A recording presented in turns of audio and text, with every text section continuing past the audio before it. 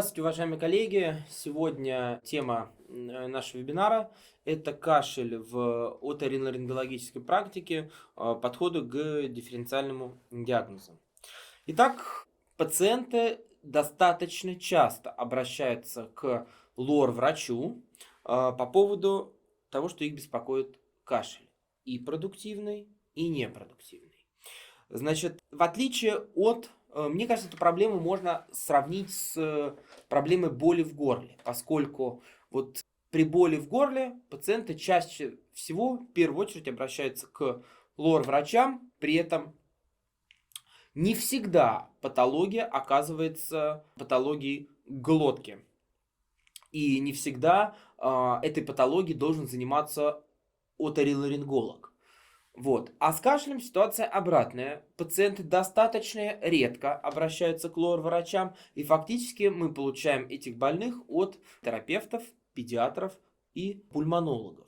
А патологии, которые связаны с оториноларингологией, которая приводит к кашлю, ее достаточно много. Вот обратите внимание, это только спектр, не говоря уже про статистику, только спектр заболеваний, которые могут проявляться кашлем, которые могут иметь симптоматику в виде кашля, и они напрямую связаны с лор-патологией.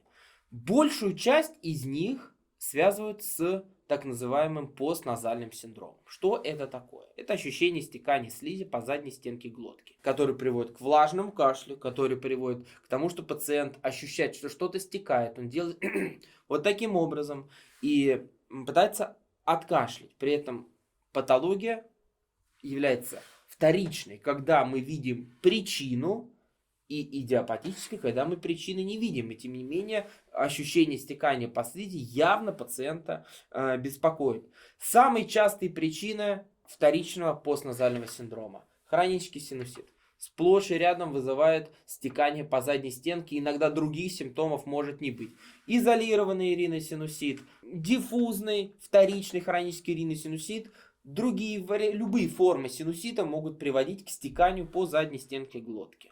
Соответственно, диагностируется компьютерной томографией околоносных пазух и тем, что мы этот затек реально видим. Он виден при проведении фарингоскопии. Вот посмотрите, насколько яркий затек при изолированном сфиноидите, то есть поражением левой клиновидной пазухи. Все остальные пазухи чистые. Это хронический сфиноидит, только левосторонний процесс, только в левой клиновидной пазухе. Это не аллергический грибковый риносинусит, как Т2 воспаление, это просто хронический сфиноидит. На самом деле мы не можем сказать, от чего он возник, но факт остается фактом. Стекание по задней стенке глотки гноя и поражение, затемнение субтотальное левой клиновидной пазухи. Еще один случай жалобы на кашель приступообразного характера, который приводит к таким приступам кашля, отделяется мокрота, больная беспокоит он несколько месяцев. И при компьютерной томографии мы четко выделяем левосторонний верхнечелюстной синусит, который мы можем связать с кашлем. И после адекватного лечения данного заболевания процесс острый, поскольку это после эпизода УРЗ, это не годами, была выполнена пункция, пазуху промыли, назначили топическую терапию, больше с хорошим эффектом. То есть через 2-3 недели уже кашель, который проявлялся, не беспокоил. А так как блока соустья нет, мы видим, что пазуха проходима в области крючковидного отростка, то и болевого синдрома не было. А в ночные часы, в часы бодрствования вот такой происходил отток, который приводил непосредственно к кашлю.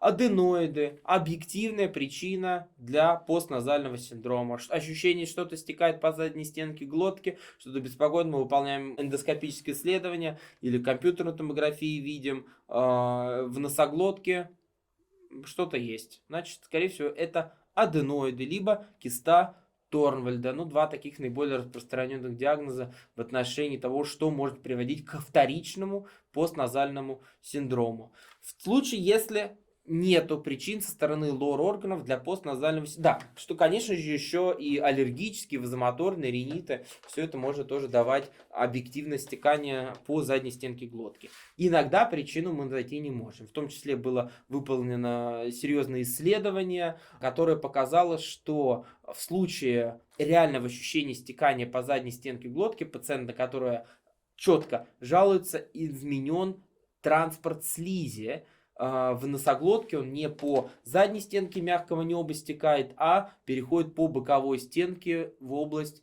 носоглотки с формированием вот этого стекания.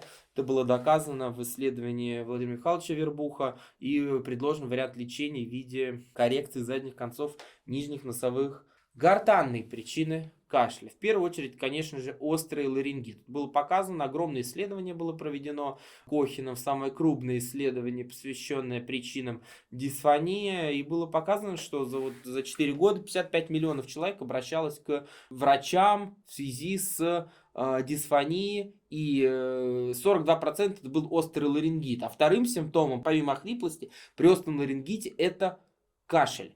И кашель сухой в данной ситуации. Поэтому, конечно, острый ларингит также является важной причиной кашля. Не только острый ларингит, и хронический ларингит также является причиной для развития кашлевого синдрома. Вот тоже случай, который я представлял на прошлом вебинаре, но его можно четко повторить и в отношении кашля. Пациентка в первую очередь обратилась к пульмонологам в связи с тем, что она задыхалась, и она кашляла. А пульмонологи причину и заболевания органов грудной клетки исключили, она была направлена к лор-врачу. Мы видим стридер при осмотре, она задыхается. Смотрим в гортань, а там атрофический ларингит с формированием густой слизи корок, которые складки просто не давали им разойтись. И на фоне использования флоэмуцила с антибиотиком и в ингаляциях, щелочных ингаляций, мы видим значительное улучшение и субъективно для больной, и по поводу, и подтвержденные данными ларингоскопии мы видим, что складки очистились и значительный положительный эффект. Это был кашель и ощущение нехватки воздуха, стридорозного дыхания, нарушение голоса, которое оказалось связано четко с оториноларингологической причиной. Параличи гортани тоже как одним из симптомов, наряду с поперхиванием, может являться паралич гортани. Тоже требует осмотра оториноларинголога, и на видео мы видим то, что голосовая складка неподвижна, черполовидный хрящ прикрывает заднюю треть голосовой складки, что, соответственно, говорит о параличе гортани. Я напоминаю, что параличи гортани требуют односторонний, двусторонний 99% это после операции на щитовидной железе, собственно говоря. А вот односторонние параличи гортани, они требуют четкого дифференциального диагноза. Нужна оценка всего хода возвратного нерва, начиная с грудной клетки. Поэтому КТ органов грудной клетки обязательно. Пульмонолог обязательно. Эндокринолог, щитовидная железа обязательно. Гастроскопия, пищевод тоже нужно. Если нам нужно исключить любую органическую патологию со стороны грудной клетки и до головы. Все должно быть исключено, потому что если есть компрессия, она чем-то вызвана. Бывает, что нет. Бывает, что оказывается это идиопатическая история поствирусного характера, но мы сами, уважаемые коллеги, должны понимать, что органическая патология, она в этом отношении в плане диагностики, конечно, в приоритете. Поэтому выявляется односторонний паралич, а он проявляться может кашлем, хриплостью, поперхиванием, развиваться не всегда быстро. Выявляем при осмотре, отправляем на серьезное обследование. Но образование гортани совершенно различные. Полипы, фибромы, ангиофибромы, в данной ситуации ангиоматозный полип, проявляются хриплостью и кашлем. Еще одно достаточно крупное новообразование, которое было выявлено, также проявляется затруднением дыхания, ощущением поперхивания и кашлем, что было выявлено на фиброларингоскопии и на компьютерной томографии. Кашель – один из доминирующих симптомов. Я думаю, что хорошо все знакомы с заболеванием острого подскладкового ларингита, который характерен для детской практики, не сопровождается высокой температурой, но сопровождается отеком подскладкового отдела гортани, что связано с рыхлым строением слизистой оболочки и ее склонностью к отеку в детском возрасте. Приступы обычно ночные. Тоже об этом нужно помнить, что хорошо снимаются ингаляциями с глюкокортикостероидами. Важные моменты, которые мы должны оценить, это часто история рефлекторного кашля. Значит, что такое рефлекторный кашель? Как он диагностируется? Названий масса. Кто-то говорит ларингоневроз, кто-то говорит спастическая дисфония, кто-то говорит ларингоспазм, кто-то говорит рефлекторный кашель, кто-то говорит невротическая диспноя. Вот давайте несколько моментов разберемся, что это такое и как это называется. Значит, рефлекторный кашель, который сопровождается ларингоспазмом, подвержены лица с лобильной нервной системой. Не до конца понятен патогенез. В первую очередь говорят, что связано с неправильными паттернами дыхания и гипервентиляцией. Часто сопровождается ощущением кома в горле. И мы видим это. Мы видим спазмирование голосовых складок на вдохе. 60% психогенная природа и ощущение нехватки воздуха, приступообразный кашель, ком в горле. Кашель, который мучает человека, поэтому, конечно, мы должны его диагностировать. Как это оценить? Посмотреть гортань, но, опять же, тут бывает сложность, в чем у таких пациентов бывает очень выраженный рвотный рефлекс. Высокий рвотный рефлекс, подойти к складкам ригидным эндоскопом бывает сложно, используется фиброскопия, но, тем не менее, хотел бы продемонстрировать несколько видео, в которых четко показано, как двигаются складки при ларингоспазме, когда мы на это обращаем внимание. Значит, обратите внимание, в два видео, голосовые складки на фоне вдоха мы видим спазм, если посмотреть это видео со звуком, мы слышим спазм голосовых складок на вдохе. Вдох. Вдох. И на левой видео складки подвижны нормально, они широко расходятся. При вдохе, Который называется.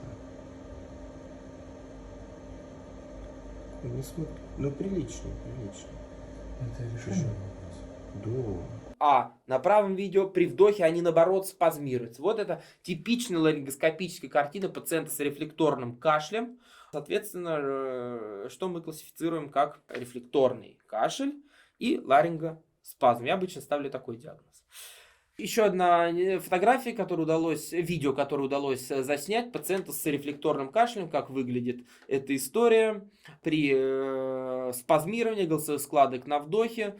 При просмотре видео мы видим, что при просьбе сделать вдох складки голосовые пациент смыкает. И ему, конечно, сделать вдох трудно, несмотря на то, что само по себе это движение кашля не дает. То есть во время исследования она не кашляла, но эти состояния не идут бок о бок. То есть поэтому и часто мы говорим, что при приступах кашля вот этот ларингоспазм, это просто два проявления одной истории, ларингоневроза. Хотя на самом деле некоторые специалисты отрицают такой диагноз, как ларингоневроз. Но по сути, на самом деле, если так рассуждать философски, то это он и есть. Значит, а теперь самое интересное, что с этим делать? Значит, поговорим, скажем так. В первую очередь, медикаментозная терапия. Мы можем использовать мерилаксанты, мы можем использовать комплексные гомеопатические препараты, можем использовать седативные средства. Значит, по поводу мерилаксантов и седативных препаратов. Мы обычно назначаем после консультации к неврологу, но тем не менее пациента направляем к неврологу с четким обоснованием, какая нам терапия в этом отношении нужна. Все-таки подстраховываемся тем, что невролог назначает данные виды препаратов. Иглорефлекс-терапия показывает прекрасные результаты в отношении ларингоспазма. У нас в клинике этой проблемой занимаются и достаточно успешно. Иглорефлекс-терапия при ларингоспазме. И дыхательная гимнастика в этом отношении тоже работает. При неэффективности, конечно, обращение к психиатрам и неврологам будет в приоритете, потому что люди, пациенты наши действительно от этого заболевания могут страдать, и их качество жизни существенно снижено. Последнее, что хотелось бы сказать в отношении кашля, чтобы зафиксировать отношение кашля при гастроэзофагиальном рефлюксе. Значит, гастроэзофагиальный рефлюкс – заболевание, которое достаточно часто приводит к кашлю.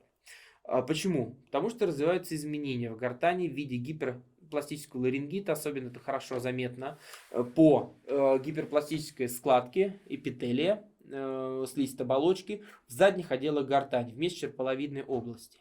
Фарингиты развиваются. Иногда фарингит абсолютно бесполезно лечить, и мы можем перепробовать все средства с аптечной полки, но тем не менее эффекта не будет, если у пациента наблюдается при этом рефлюкс. Как мы можем зафиксировать рефлюкс, если отсутствует явление явного эзофагита при гастроскопии?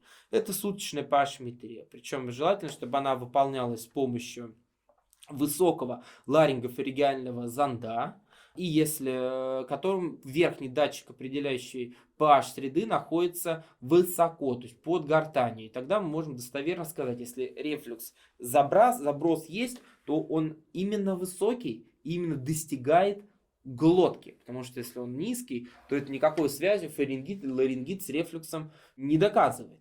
Но тем не менее, вот такие моменты тоже диагностически мы можем учитывать, что при успешном купировании и лечении гастроэзофагиальной рефлюксной болезни иногда наши лоровские проблемы очень хорошо разрешаются и избавляют пациента в том числе и от кашлевого синдрома. Поэтому нужно помнить, что такой метод есть. 24-часовая суточная pH-метрия с ларингофарингеальным зондом. Такие сейчас исследования есть и могут быть рекомендованы в качестве такого золотого стандарта диагностики именно ларингофарингеального рефлюкса, высокого рефлюкса, ассоциированного с лор-заболеваниями.